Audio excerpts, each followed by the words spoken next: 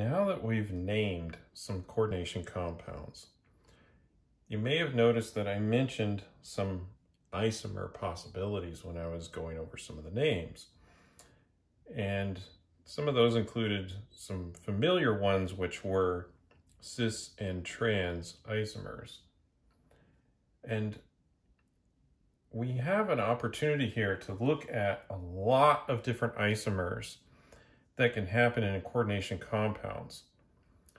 We're not limited by an object that has just 4 substituents around it, like we are with carbon. And so we can have more types of isomers.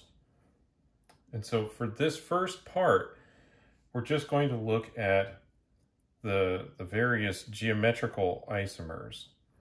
And then for the second part, we'll look at some different kinds of isomers that are a little bit more, even more unique to coordination compounds.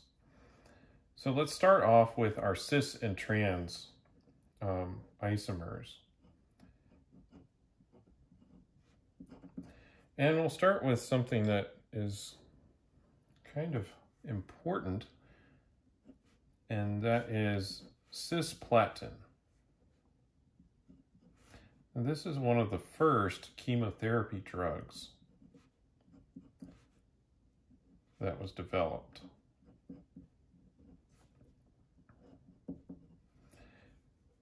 So you can notice that in a square planar configuration, we can have cis and trans isomers with just one center.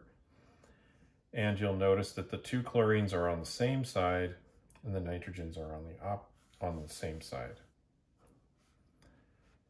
In contrast, we can have the trans isomer, where the nitrogens are on opposite sides and the chlorines are on opposite sides.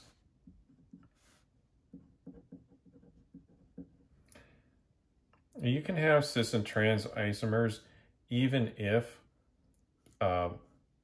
the other 2 substituents are not the same. Like, for example, the ammonias could be different from each other as long as the chlorines are opposite each other. And then we would have cis and trans isomers. So you do need to have at least 2 of the ligands to be the same for this. So this is cis and trans in a square planar configuration, but we can also have these in an octahedral configuration. So let's look at that. So if we have cobalt,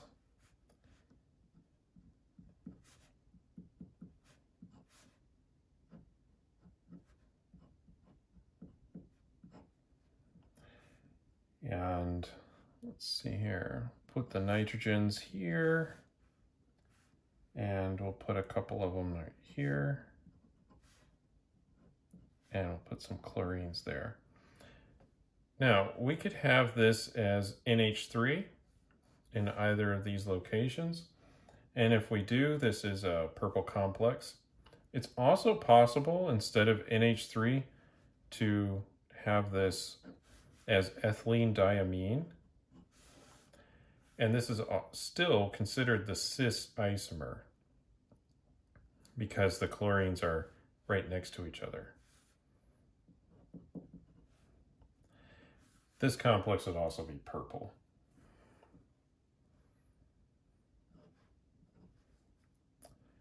And we can contrast that with the trans isomer.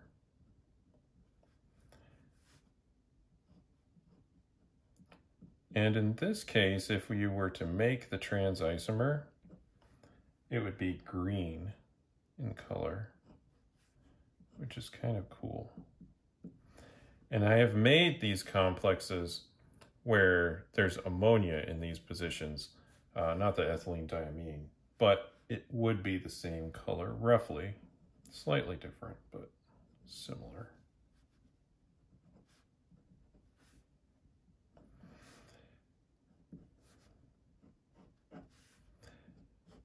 I'm just drawing the ethylene diamine to indicate that we can have different kinds of ligands on here. They don't just need to be monodentate for you to have cis and trans isomers. So that's one type of isomerism that we'll see, but you notice that we have more than just 4 ligands on the octahedral geometry. And so we can extend this to even more types of isomers. So if instead of just having 2 chlorines and then 4 amines, what if we had an even number of each? We had 3 of each type. Well, there's 2 different ways of arranging those in this, around the cobalt here. So one way is to locate all of each type of ligand within one of the octahedral faces. So I could locate all of the chlorines on this face, right? I could draw a triangle right here, and that's one of the faces of the octahedron. And then over here, I'll locate all of the ammonia ligands. Now this is called the facial isomer because it's all located on one face. And this would still be the facial isomer if there were only 3 and these ligands were something else like a carbon monoxide or something. But if all 3 of the chlorines are located on one face, then that would be considered the facial isomer. And this is abbreviated FAC. Now, if there's this isomer, there must be another way to locate these. And indeed there is. It's called the Meridian Isomer.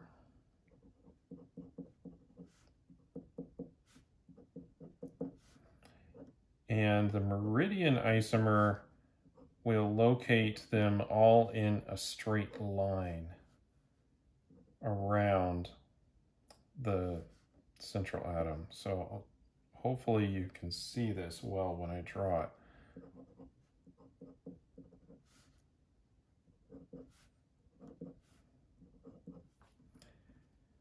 So the way this is drawn, these chlorines are all within the plane, like the horizontal plane of the molecule.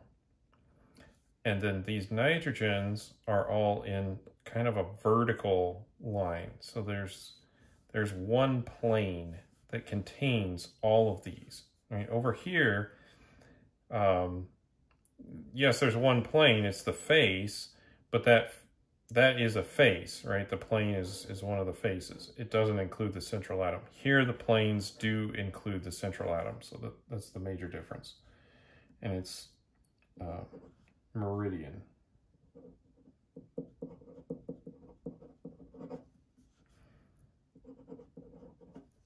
Or MER for short. You can also have these kinds of isomers with polydentate ligands. And so I'll just illustrate that quickly here.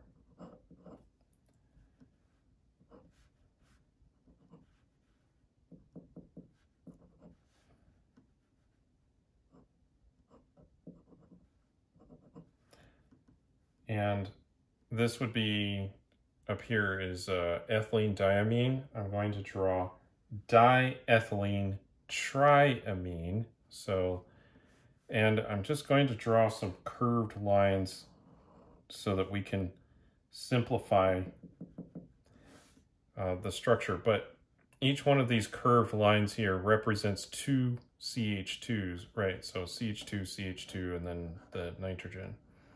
Same thing there. And then I can draw the other portion on the other side. And this is the facial isomer because all of these are contained in the same face. And this would be connected like this, like so.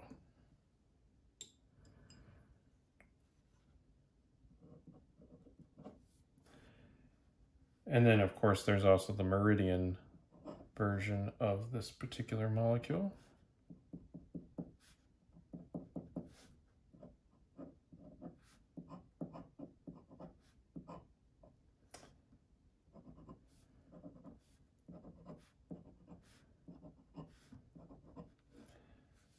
So we'll connect these nitrogens. So all of those nitrogens are part of that one ligand. And then this lower nitrogen is connected to that one. And these two nitrogens are also connected as part of the triamine ligand. All right, so there's some facial and meridian isomers. There are more, right? There are more ways of connecting, especially when we start looking at these polydentate ligands or chelating ligands. And this gets into the whole propeller complex. So let's look at that and see if we can't parse this out. So if we have a cobalt and we have 3 ethylene diamines around it, there will be 2 different ways of placing these. And these particular isomers are enantiomers to each other. They're chiral. And compounds that are like this are actually the way that we initially determined that complexes contain an octahedral geometry.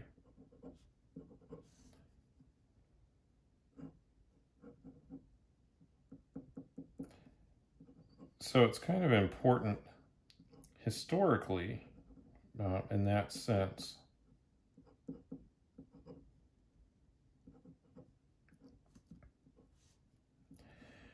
All right, so I've drawn this in a very wrong way, right?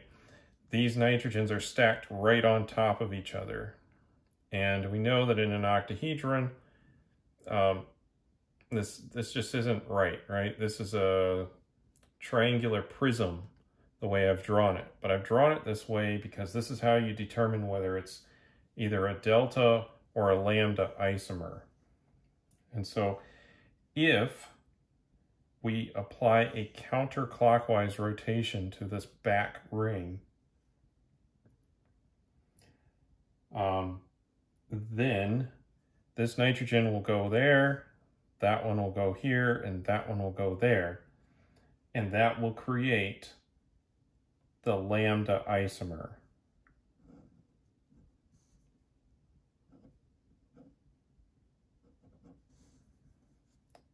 Which will look like this.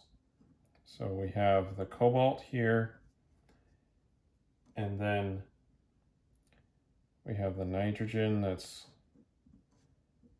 up. So these front ones are not going to move in this process, only the back nitrogens. And this is one of those things where I will readily admit this is hard to see. So we've rotated that over to this side.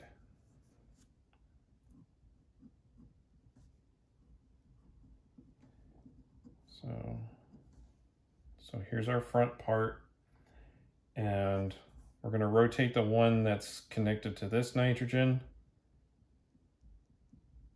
counterclockwise. So like that, like this. And this is the lambda isomer. Conversely, we could rotate the backside clockwise, so in this direction. And this will create the delta isomer.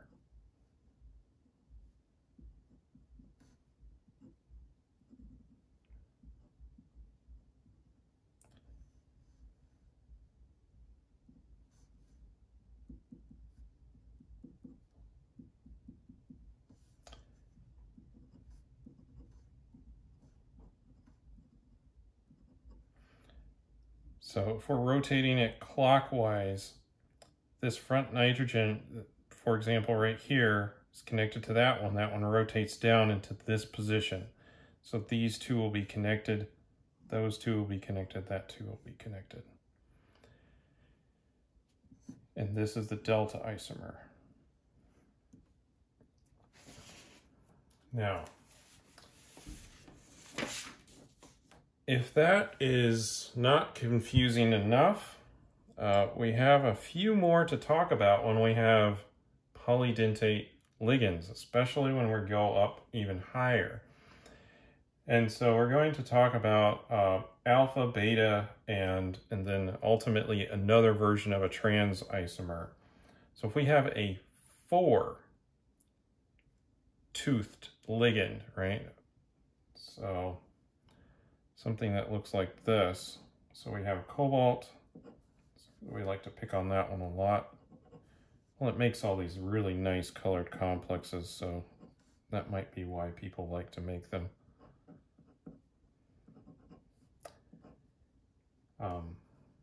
I assume it doesn't hurt that cobalt's not too expensive. So all of these nitrogens can be connected, right? So this one can go down like that.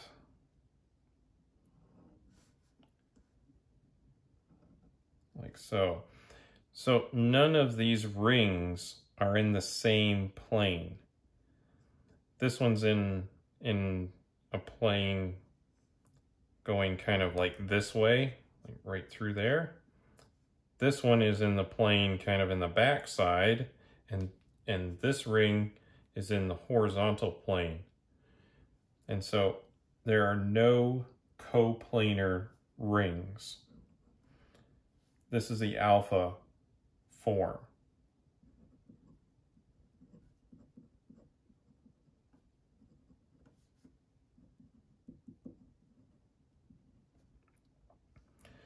So if we have something that has no coplanar rings, well, we must have some that have some coplanar rings. So we're going to get to that here.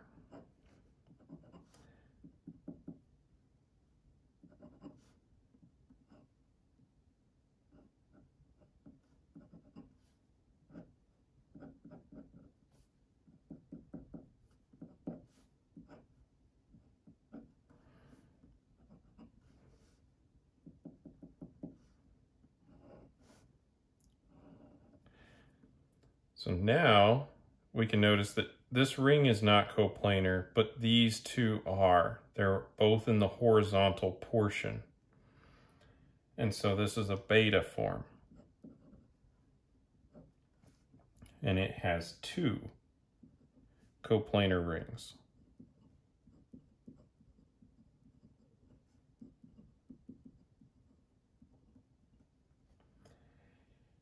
Now, in this particular situation,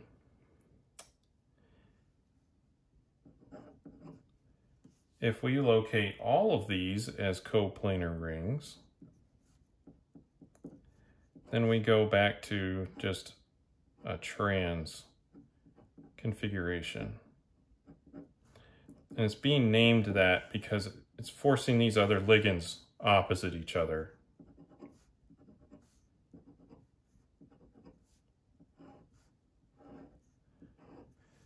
But here we have three coplanar rings, but we just call this trans because has to have two ligands that are not part of this whole ring structure opposite each other.